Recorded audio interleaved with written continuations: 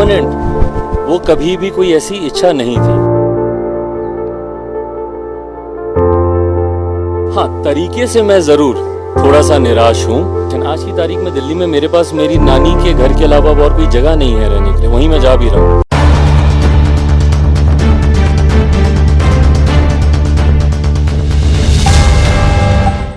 नमस्कार, आप देख रहे हैं DTV भारत और मैं हूं आपके साथ शर्मिला चौहान। आज की एक तस्वीर आपने भी देखी। आज की तस्वीर सिर्फ बिहार ही नहीं, पूरे देश की आवाम ने देखा होगा। आज चिराग पासवान चर्चे में आए, पर यह चर्चा किसी राजनीतिक गतिविधियों की वजह से नहीं। यह चर्चा अपने बंगले को छोड़ने के लिए, यह चर्चा इसलिए भी कि चिराग पासवान ने आज उस घर को खाली किया है। ये बंगला नहीं था, ये चिराग पासवान का घर था।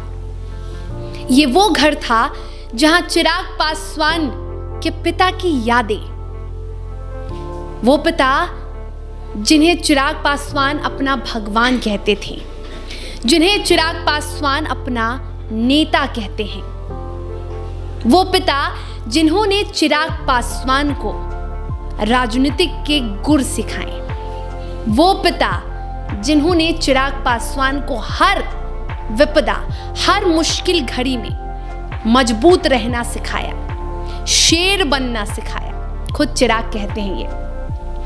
आज उन्हीं पिता के एक ऐसे घर से जहां सिर्फ और सिर्फ उनके पिता की यादें थी, उस घर को चिराग पासवान और उनकी माँ, उनका पूरा परिवार, सबने नम आंखों से, भरे दिल से अलविदा कह दिया। उस घर को जहां चिराग पासवान का जन्म हुआ था।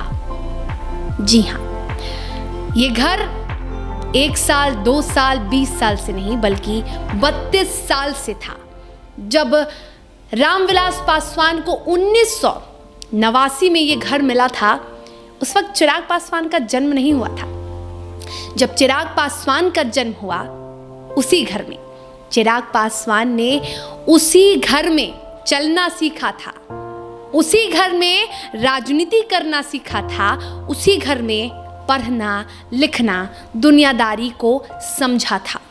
कभी शायद नहीं सोचा था कि इस घर को छोड़ना पड़ जाएगा। हालांकि चिराग पासवान ने कहा कि मुझे पता था ये घर मेरे पिता के नाम पर आवंटित था, तो मुझे पता था कि ये घर मुझे छोड़ना पड़ेगा।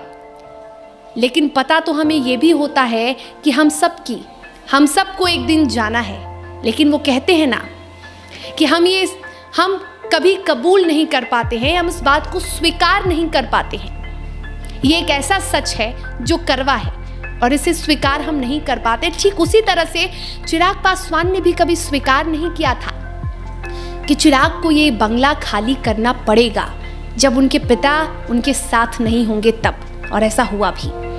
2020 8 अक्टूबर रामविलास पासवान का निधन हुआ और उसके बाद 6 महीने के बाद चिराग पासवान को कई बार नोटिस दिया गया इस घर को खाली करने के लिए। चिराग पासवान इतनी ज्यादा इस घर से जुड़े हुए थे, उनकी माँ इस घर से जुड़ी हुई थी कि वो खाली नहीं करना चाहते थे और बार बार एक्सटेंशन नोटिस वो देते थे।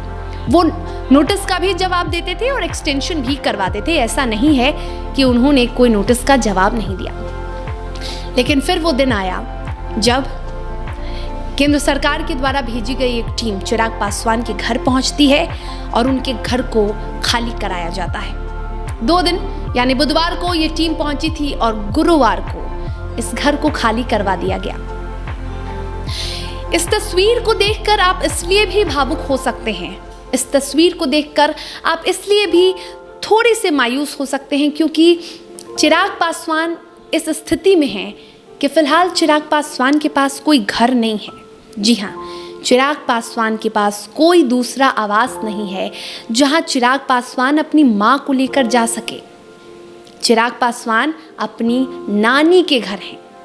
सबसे पहले ज़रा आप ये तस्वीर देखिए, उसके बाद हम मंथन करेंगे और आपको समझाएंगे, आपको बताएंगे कि कैसे चिराग पासवान का सफ़र इस घर में रहा और अब चिराग पासवान के पास क्या है और क्या नहीं।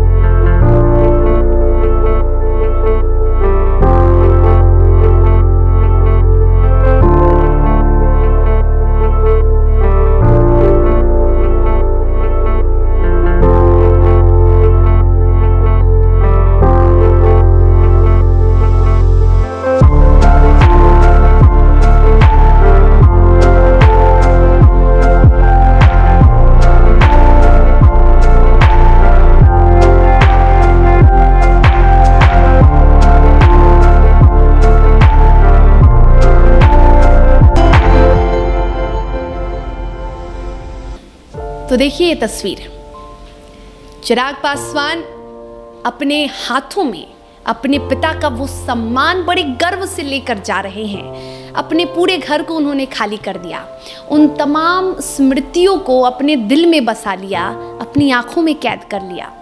और चिराग पासवान के हाथों में ये पद्म भूषण सम्मान देखकर आपकी आंखें भी नम हो जाएंगी। ये वो सम्मान है जो चिराग पासवान को मिला, जो चिराग पासवान को 2021 में मिला। बड़े ही गर्व से चिराग पासवान गए थे। देश के राष्ट्रपति महामहिम रामनाथ कोविंद ने ये सम्मान रामविलास पासवान यानी दिवंगत रामविलास पासवान को दिया था और उनके बेटे चिराग पासवान ने इस सम्मान को स्वीकार किया। रामविलास पासवान जब वो जीवित थे, चिराग पासवान ने कभी भी नहीं सोचा था कि उन्हें कुछ ऐसा देखना पड़ जाएगा जो उन्होंने कभी ना देखा हो। चिराग पासवान हमेशा से अपने पूरे परिवार के साथ रहे, अपने चाचाओं के बीच, अपने भाइयों के बीच रहे। लेकिन जैसे ही रामविलास पासवान का निधन हुआ, उसके ठीक 1 साल बाद चिराग पासवान की जिंदगी और लोजपा पूरी तरह से बिखर गई। ये तब हुआ जब चिराग पासवान के चाचा ने कहीं ना कहीं पार्टी से बगावत कर लिया और लोजपा को ही 2 खेमे में ला दिया। चिराग पासवान पूरी तरह से अकेले हो गए और ये अकेलापन इतना ज़्यादा हो गया कि चिराग पासवान को बंगला पार्टी चिन्ह से तो हाथ धोना ही पड़ा, अब अपने बंगले से भी हाथ धोना पड़ गया। लेकिन सबसे ज़्यादा निराशा चिराग को इस बात की है कि जिस प्रधानमंत्री नरेंद्र मोदी को वो अपना राम बताते थे, उन्होंने भी मदद नहीं की। ज़रा सुनिए चिराग पासवान ने किस तरह से निराशा जताई है और कहा है कि मुझे इस चीज़ की उम्मीद नहीं थी कि इस तरह से एकाएक हमारे साथ, क्योंकि हम दुख में हैं तो हमें और ज़्यादा दुख दिया जाएगा। इस तरह से एकाएक बंगले को खाली करवा देना उचित नहीं है। ज़रा सुनिए। देखिए, आज नहीं तो कल तो ये होना ही था, आज नहीं तो कल ये होना ही था। और हम लोगों ने कभी इस बात की मांग नहीं रखी थी कि भाई ये घर हम लोग को हमेशा के लिए चाहिए। मैं जिस चीज़ के लिए एंटाइटल्ड हूँ वही चीज़ मुझे मिलनी थी और मिलनी मुझे चाहिए भी। ते हुई कन्वर्जेशन से एक्सटेंशंस जब तक मिलता रहा, हम लोग आगे इसमें हम लोग रहते रहे। जहाँ तक रही बात इस घर को परमानेंट, वो कभी भी कोई ऐसी इच्छा नहीं थी। यकीनन मेरे पिताजी, मेरे नेता की बहुत सी यादें इस घर से जुड़ी हुई हैं, पर इस बात को भी मानना चाहिए कि कानूनी एक प्रक्रिया होती है जिसका मेरा पूरा परिवार पूरी तरीके से सम्मान करता है। जिस चीज़ के लिए आप एंटाइटल्ड नहीं हैं उस चीज़ को जबरन आप अपने पास रख भी नहीं सकते। हाँ, तरीके से मैं ज़रूर थोड़ा सा निराश हूँ। उम्मीद बस इतनी थी कि मैं एक सेकेंड टाइम मेंबर पार्लियामेंट हूँ, मुझे एक ऑल्टरनेटिव एकोमोडेशन, आज की तारीख में दिल्ली में मेरे पास मेरी नानी के घर के अलावा और कोई जगह नहीं है रहने के लिए, वहीं मैं जा भी रहा हूँ, तो एक ऑल्टरनेटिव एकोमोडेशन अगर मुझे दिया जाता। दुख मुझे इस बात की ज़रूर है कि भाई मैं अकेला ही नहीं, मेरे साथ कम से कम मेरे पिताजी के समय से काम करने वाले लगभग 100 के करीब उनके साथी, उनके मदद करने वाले, उनके समर्थक जो इसी घर में ही रहते हैं। तो ये यकायक ऐसा फैसला करने से ज़रूर उन सब के भी जीवन में कठिनाइयाँ बहुत ज़्यादा बढ़ गई हैं। बहरहाल मैं उम्मीद करूँगा कि मैं जितनी उनकी मैं मदद कर सकूँ मैं मदद करूँगा, बट कानून का जैसा मैंने कहा मैं सम्मान करता था, मेरा पूरा परिवार सम्मान करता है। आज नहीं तो कल हम लोग को ये खाली करना था, बस सिर्फ तरीके से थोड़ा सा मुझे एतराज़ है, बाकी कोई दिक्कत नहीं है। पिताजी की बहुत खूबसूरत यादें हैं और उनका आशीर्वाद है, उससे बढ़कर ना मुझे ज़िंदगी में कभी कुछ चाहिए ना कभी मुझे पाने की कोई इच्छा है। तो आपने सुना, चिराग पासवान मायूस हैं, चिराग की माँ मायूस है, चिराग का पूरा परिवार मायूस है। और सिर्फ इतना ही नहीं, आपको बता दें कि रामविलास पासवान जब थे और केंद्रीय मंत्री वो थे, कई बार वो केंद्र में रहे, कई बार कितनी सरकारें आई और गईं, और रामविलास पासवान तो केंद्रीय मंत्री रहे। और जो आवास उन्हें आवंटित किया गया था, उसी आवास में मौसम वैज्ञानिक बनने का सफ़र उनका शुरू हुआ था। मौसम विभाग का एक दफ्तर भी वहाँ है जहाँ से वो अनुमान लगाते थे। उन्हें राजनीतिक का मौसम वैज्ञानिक कहा जाता है क्योंकि वो जब भी राजनीतिक गलियारे में कोई भी संभावना जताते थे या कोई भी बात कहते थे वो सच साबित होती थी। उनका सफ़र काफ़ी दिलचस्प रहा। उनकी बातचीत कई बड़े नेताओं से उस कमरे में मौजूद हैं, उसकी स्मृतियां मौजूद हैं। उस कमरे में करीब, उस आवास पर करीब 100 ऐसे कर्मचारी, ऐसे लोग थे जो रामविलास पासवान के जिंदगी के साथी थे। और अब जब ये घर, ये आवास छिन गया तो चिराग पासवान ने भी बताया कि इस आवास के जाने से कई कर्मचारियों का घर छिन गया है और अब वो कहाँ जाएंगे, इसका इंतजाम हमें ही करना होगा। और ये बहुत दुखद है। खुद चिराग पासवान के पास कोई आवास नहीं है और चिराग पासवान अपनी नानी के साथ उस घर को अलविदा उन्होंने कहा।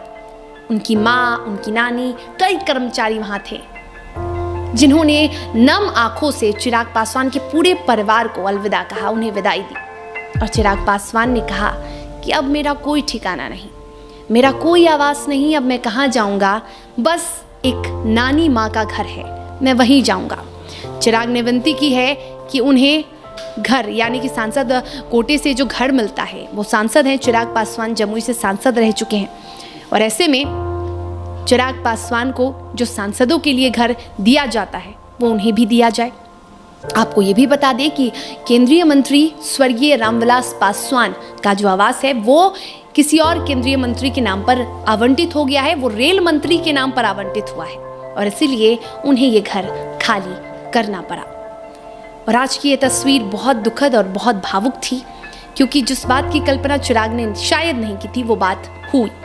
और चिराग पासवान ने जाते जाते अपने पिता को, उनकी स्मृतियों को भी हाथ जोड़कर नमन किया और उन्हें आखिरी बार देखा, उस पूरे आवास को एक आखिरी बार देखा, नम आंखों से, भरे दिल से उस घर को जहां वो खेले कूदे जन्मे थे, उस घर को विदा किया।